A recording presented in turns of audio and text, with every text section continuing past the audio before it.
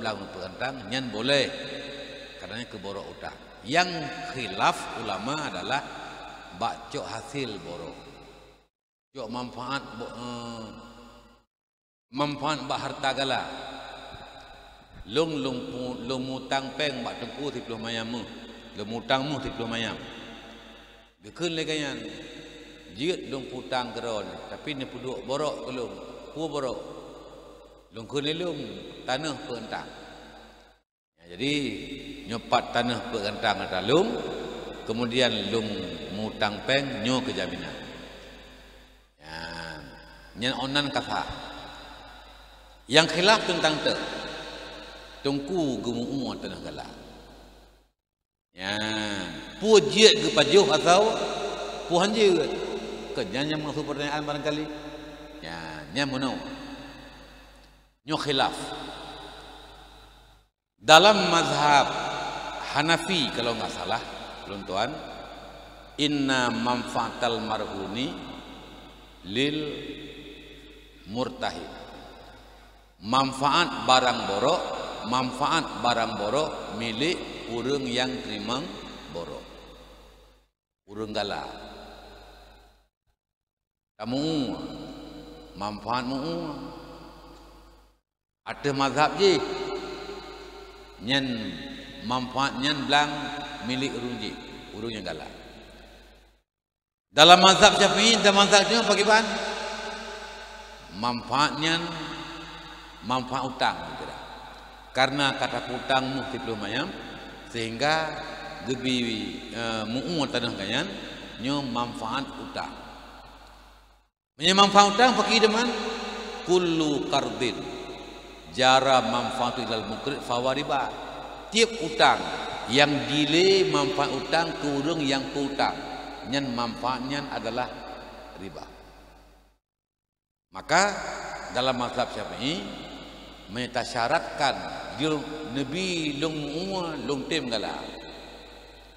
Ya, long tem putang tapi syaratnya long nyan tungku mazhab katanya riba.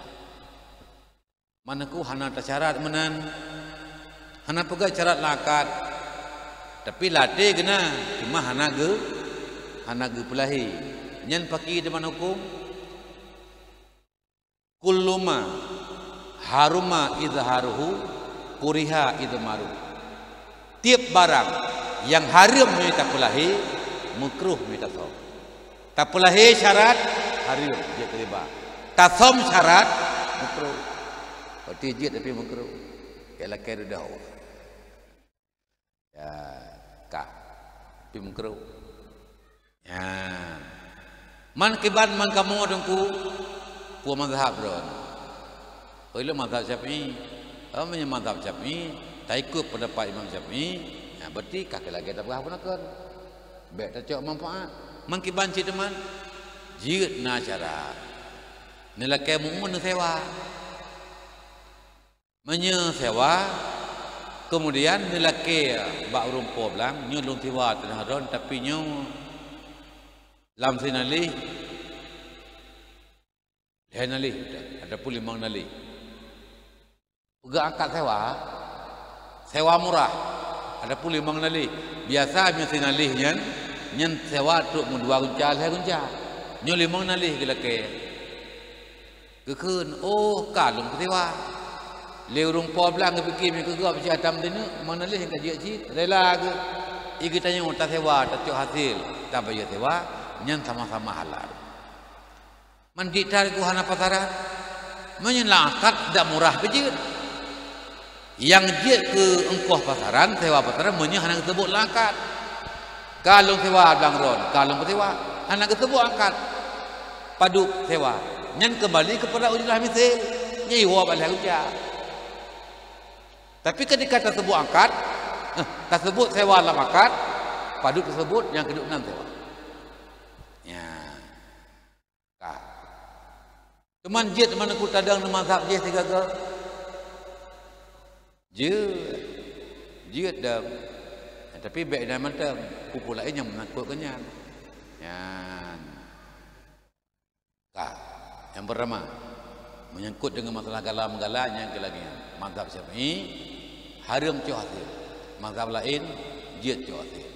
Yang cu hasil yang talaki tak pegat dalam syarat jelas haram. Dalam akad hanya tak pegat syarat mu'un lagi dayo cu hasil lagi dayo urang galak nyan adalah karena meta pelahi syarat haram tak som syarat makruh.